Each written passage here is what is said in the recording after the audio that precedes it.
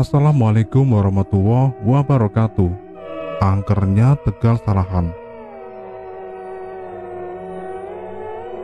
Episode Mbah Boging. Musim kemarau panjang merupakan musim paceklik bagi para petani. Begitu juga yang dirasakan oleh warga desa Kedung Jati, yang sebagian besar warganya adalah petani. Tak ada lagi yang bisa diharapkan di musim paceklik ini. Yang punya ternak mulai menjual ternaknya. Pohon-pohon yang tumbuh di kebun atau ladang pun tak luput menjadi korban. Yang kira-kira sudah besar dan laku dijual, mulai ditebang dijadikan uang. Yang masih punya simpanan beras atau gabah mulai mengiritnya. Nasi tiwul menjadi pilihan. Umbi-umbian yang masih tersisa di ladang dan sekiranya bisa dimakan pun menjadi buruan. Yang sama sekali tak punya simpanan, mau gak mau menjadi korban lintah darat. Surat tanah menjadi jaminan untuk mendapatkan pinjaman dari rentenir-rentenir yang haus darah dengan bunga yang mencekik leher. Kehidupan di desa yang biasa adem ayem mulai sedikit terusik. Pertengkaran-pertengkaran kecil dalam keluarga mulai sering terjadi. Kadang hanya karena masalah sepele bisa menyulut terjadinya perang Baratayuda. Memang kalau sudah menyangkut urusan perut, akal sehat pun kadang bisa hilang. Seperti yang terjadi pada keluarga Kang Darso pagi itu. Yumarni istrinya mengomel panjang pendek di dapur sambil sibuk di depan tungku. Hanya beberapa umbi singkong yang bisa direbusnya untuk menyambung hidup sehari ini. Entah besok mereka masih bisa makan atau tidak. Dadi wong lanang iki yo sing sumbut, ora isu-isu mongkang-ongkang, ngombe wedang kerudut klepas-klepus ke sepur company. Mikir, bayaran sekolah anaknya urung dibayar, beras entek, gaplek entek, opo kelakon mangan waktu tenan sesuk, nek sampeyan terus-terusan koyo ngene pak. Pedas dan menusuk kata-kata Yumarni membuat Kang Darso terbatuk, tersedak asap rokok tingwe yang dihisapnya. Yo sabar to pune, arep kepiye maneh, jane usaha yo wis ora kurang. Arep nantur yo ora bisa. Wong larang banyune. Arep buru yo buru apa, Bu? Wong sawah yo padha garing, ra enek wong burune. Kemongko isoku ya memburu macul. Kang Darso menjawab kalem. Ia tahu betul perang istrinya.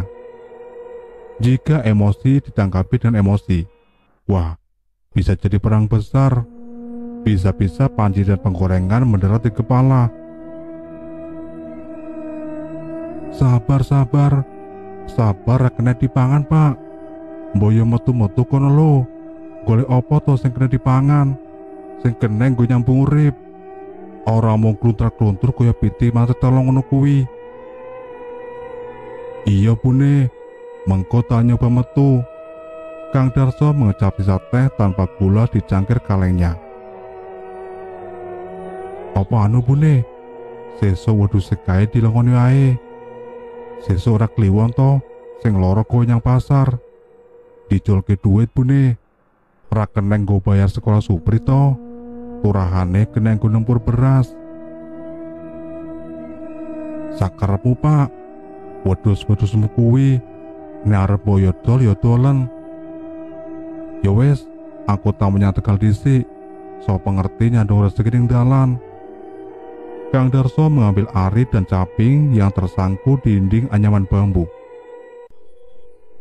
Ora sarapan pak, iki lo, sedelok meneh mateng. Rasa, mengko wae. Wis parek aku, ruangane suaramu ketis cucuput. Kang Darso ngeloyor pergi, meninggalkan sang istri yang masih cemberut. Supri yang menyaksikan drama kedua orang tuanya pagi itu hanya bisa mendesah. Ingin rasanya ia ikut meringankan beban kedua orang tuanya. Tapi apa yang bisa dilakukan anak usia 11 tahun seperti dirinya? Ia justru malah merasa menjadi beban bagi Simbo dan bapaknya. Siang hari sepulang sekolah, Supri pamit untuk menggembalakan kambing. Sambil mau mencari kayu bakar katanya. Supri memang terkenal anak yang rajin. Tanpa harus diperintah, ia sudah tahu apa yang harus dikerjakan untuk meringankan pekerjaan orang tuanya. Mau ngangon di mana, Pri? Masih panas gini loh. Boya nanti saja ke sorean, kata Kang Darso yang sedang asik meracik rokok tiwenya sambil mendengarkan uyon-uyon dari radio transistornya. Ke pinggir kali salaan saja, Pak. Ya masih banyak rumputnya. Kalau terlalu sore nanti kenyang kambingnya, jawab Supri sambil melangkah ke arah kandang. Yowes, hati-hati yo. Jangan terlalu ke hulu ngangonnya. Di sana banyak ularnya. Enggak, Pak. Supri pun segera menggiring keempat ekor kambingnya sambil membawa ari dan botol berisi air minum. Tak ada firasat apapun yang dirasakan Kang Darso. Sampai sore harinya menjelang maghrib, keempat ekor kambingnya pulang sendiri tanpa sang pengembala. Kemana gerangan Supri? Tak biasanya anak ini teledor begini. Kang Darso berinisiatif untuk menyusul anaknya itu. Mungkin dia keberatan membawa kayu bakarnya. Kang Darso berusaha berpikir positif sambil menyusuri pematang di pinggir kali. Sampai ia menemukan sikat kayu bakar lengkap dan ari dan saping, serta botol air minum milik Supri. Beberapa kali ia berteriak memanggil sang anak, namun hanya dijawab oleh gaung suaranya sendiri. Kang Darso mulai was-was, apalagi hari mulai menjelang malam. Segera ia kembali ke desa dengan setengah berlari. Yakin telah terjadi sesuatu dengan sang anak, ia segera mengajak beberapa orang tetangga untuk membantu mencari. Dan pencarian pun dimulai. Bluk, bluk, ting, ting. Mbak Wewe, balai eno si Jabang Bojai Supri. Sementara itu sebelumnya, menjelang maghrib di Tegal Salahan, Supri mulai membereskan dan mengikat kayu bakar yang berhasil dikumpulkannya. Lumayan banyak. Sesekali ia melirik ke arah kali, di mana sejak tadi terlihat seorang nenek-nenek sedang mencuci.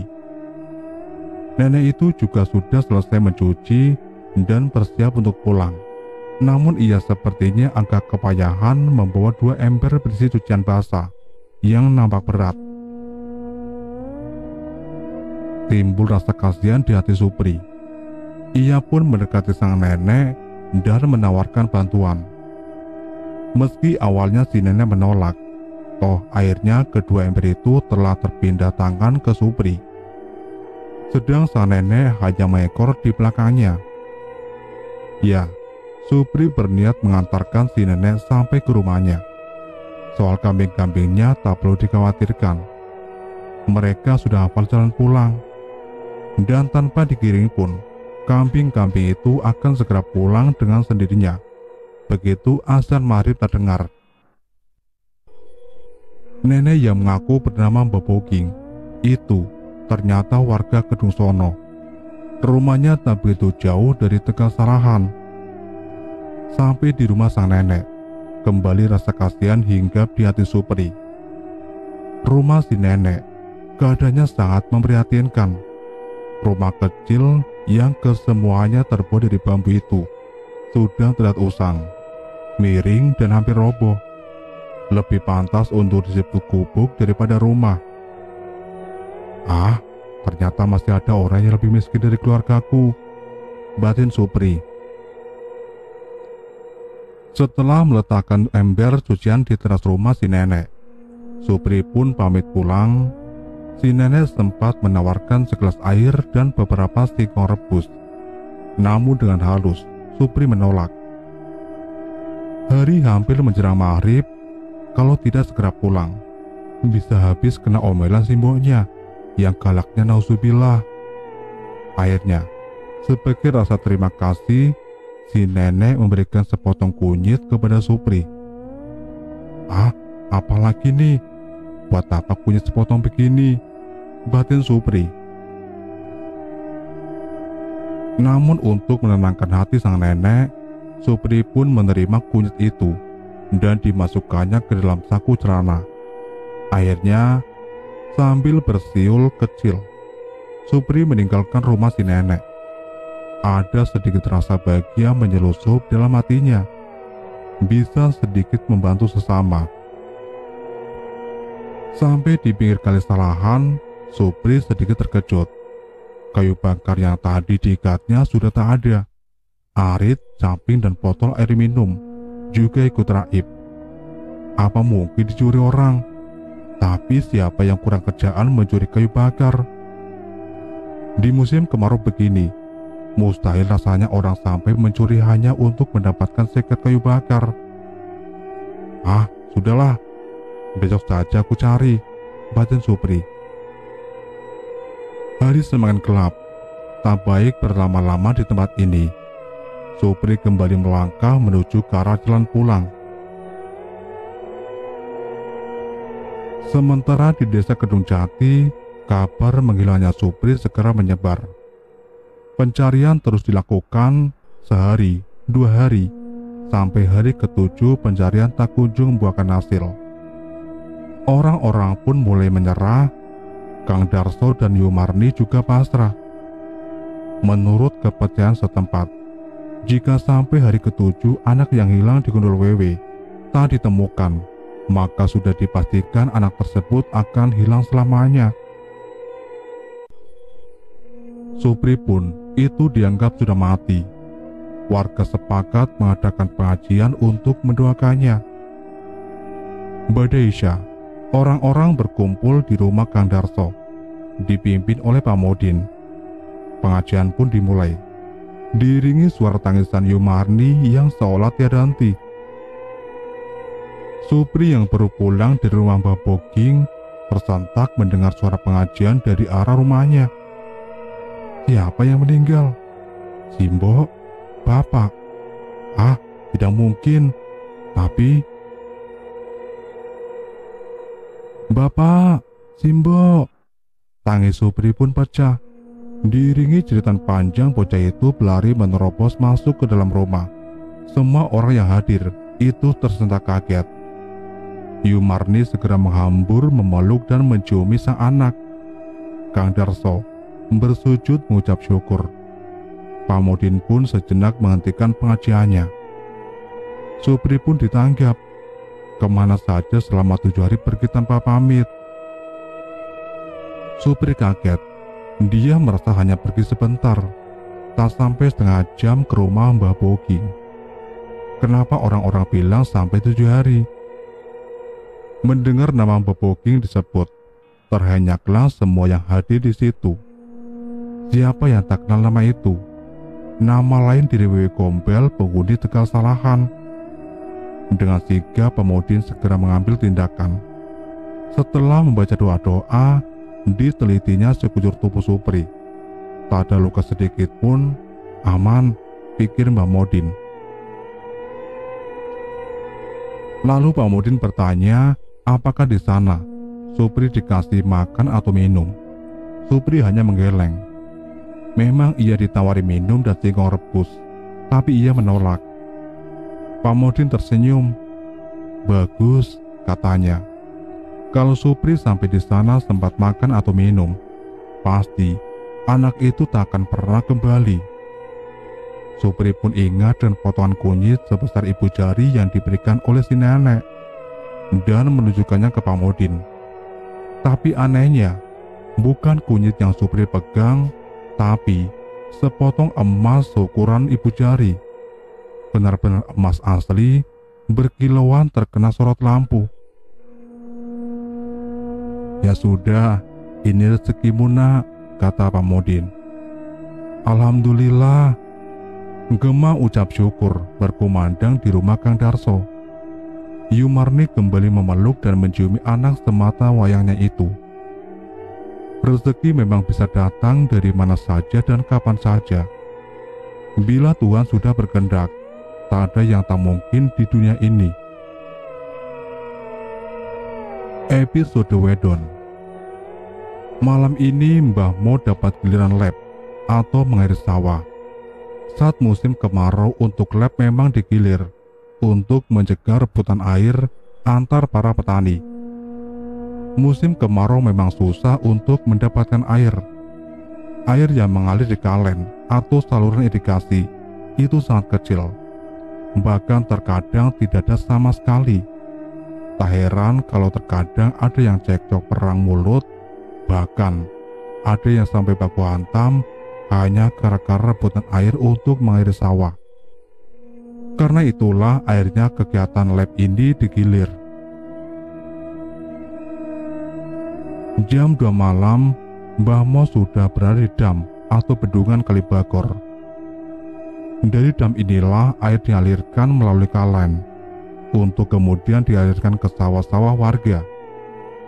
Kegiatan lab ini memang sering dilakukan saat malam hari, karena saat malam persediaan air sedikit lebih banyak karena tidak berkurang karena menguap terkena sinar matahari. Selain itu, sawah milik warga juga rata-rata lumayan luas. Jadi kalau tidak mulai dari malam hari, ditakutkan sampai seharian tidak semua petak sawah bisa mendapatkan air. Dengan teliti Mbah Mo menyusuri kalen, membersihkan sampah-sampah, dedaunan, dan rerumputan yang menyambat aliran air. Menutup saluran yang mengalirkan air ke sawah orang yang tidak mendapatkan jatah lab. Juga meriksa setiap jengkal pematang kalen, menyumbat lubang-lubang sarang yuyu atau kepiting sawah dengan tanah liat. Lubang-lubang ini membuat air bocor dan mengalir ke sawah orang. Juga lubang-lubang siluman yang sengaja dibuat orang untuk mencuri air dan dialirkan ke sawah mereka. Memang, meski jatah lab sudah digilir, tapi masih saja ada yang curang dengan buat lubang-lubang rahasia untuk mencuri air. Biasanya lubang-lubang ini dibuat tersembunyi di antara rumputan. Jadi, Mbah Mo harus ekstra teliti. Kalen itu cukup panjang, sekitar hampir 2 km. Membujur dari utara ke selatan melewati sawah-sawah penduduk di sebelah timur desa. Lalu sedikit menyerong ke arah barat sampai berakhir di kali kecil yang ada di Tegal Salahan, di selatan desa. Sesekali Mbah Mo beristirahat, duduk di pematang kalen untuk sekedar melinting rokok timwe dan mengendurkan otot-otot kakinya yang pegal. Usianya yang tak lagi muda membuat tenaganya juga tak sekuat dulu. Habis rokok timwe sebatang, Mbah Mo kembali melanjutkan aktivitasnya, membersihkan kalen dari sampah dan rerumputan. "Jancuk, nemu gedang goreng," umpat Mbah Mo sambil menutup hidung. Saat meraup sejumput rumput di tengah kalen dengan tangan. Bersama rumput itu, ikut pula sebuah benda beraroma tak sedap tergenggam oleh Mbah Mo. Segera dilemparkannya rumput dan benda itu ke pematang kalen, lalu mencium tangannya yang tadi dipakai untuk mengambil rumput. "Wah, mampu tai." Kakek tua itu mengeritkan hidung lalu mencuci tangannya. Sudah hal yang wajar. Di desa itu orang buang hajat di kali atau kalen, karena memang masih jarang orang yang punya kakus. Meski tak urung hal itu sering membuat jengkel orang yang sedang lab. Kembali Mbah Mo melanjutkan pekerjaannya. Sorot senternya menerangi langkah kaki tuanya, menyusuri pematang kalen. Tiba-tiba langkah Mbah Mo pun terhenti, lalu mematikan senternya. Di sana, di arah depan, beberapa meter dari tempat Mbah Mo berdiri, nampak sesosok bayangan hitam duduk berjongkok di atas pot atau titian bambu yang dibuat melintang di atas kalen. Biasa dipakai untuk menyeberang kalen. "Tertangkap kamu sekarang," gumam Mbah Mo sambil memungut sebongkah tanah dan mengendap-endap mendekati sosok tersebut. Bruk. Setelah dekat, Mbah Mo melempar tepat ke arah sosok bayangan hitam itu. "Janco, siapa teriak sosok bayangan itu, yang ternyata adalah orang yang sedang buang hajat. Bruk. Kembali Mbah Mo melempari orang itu sambil tertawa mengikik, menirukan suara kuntilanak. "Wasu, demit edan." Sontak sosok itu lari tunggang langgang tanpa sempat menaikkan celananya lagi. "Rasa no kowe, buang air kau sembarangan."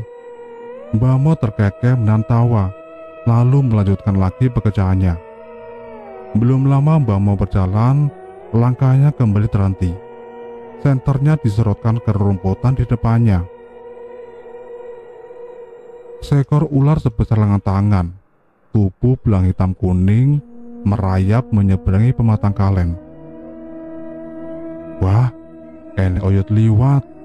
Untung gak keinjak," gumam Mbah Mo lagi, membiarkan ular itu lewat menyeberangi pematang dan menghilang di semak-semak. Kembali Mbah Mo melangkah, sedikit lagi sampai di sawah miliknya.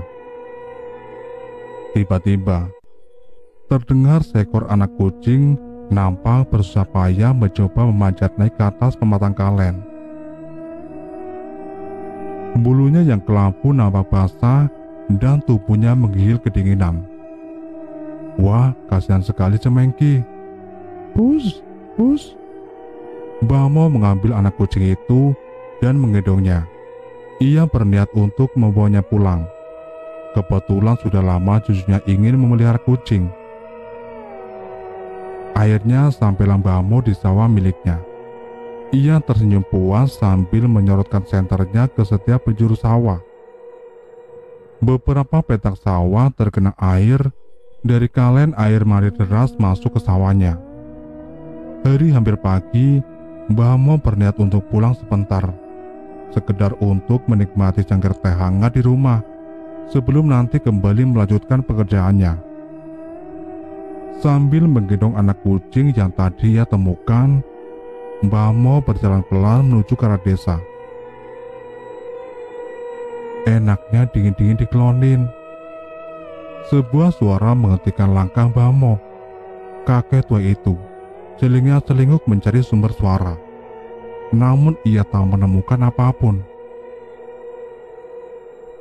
"Penae adem-adem dikeloni." Kembali suara itu terdengar, sangat jelas dan begitu dekat. Kembali Mbah Mo celingan-celinguk, namun ia tak menemukan apa-apa. "Penae adem-adem dikeloni." Dek, Mbah Mo sadar ada yang tidak beres seiring dengan ia menyadari bahwa anak kucing yang digendongnya terasa sedikit lebih berat. Mbah Mo melirik anak kucing yang digendongnya. Benar saja, anak kucing yang tadi kecil, imut dan lucu, telah berubah menjadi sedikit besar, sebesar induk kucing. "Penae adem-adem dikeloni." Suara itu berasal dari kucing yang digendongnya. Sontak Mbah Mo membuang kucing dalam gendongannya yang terus membesar menjadi sebesar anjing, lalu membesar lagi sampai sebesar kambing, lalu kemudian sebesar sapi, sebesar kerbau, sebesar gajah, sebesar dinosaurus, dan terus membesar, membesar dan membesar. "Danco, asu, jaran, tak kira kucing, jebul, ternyata wedon." Mbah Mo lari tunggang langgang meninggalkan makhluk besar yang terus membesar, membesar dan membesar. Makhluk itu pun tertawa. Tawa makhluk itu menggema sebelum akhirnya sosok yang telah berubah mengerikan itu lenyap begitu saja, tanpa meninggalkan bekas. Sampai di sini dulu untuk ceritanya, dan nantikan kelanjutan kisah ini di video selanjutnya. Wassalamualaikum warahmatullahi wabarakatuh.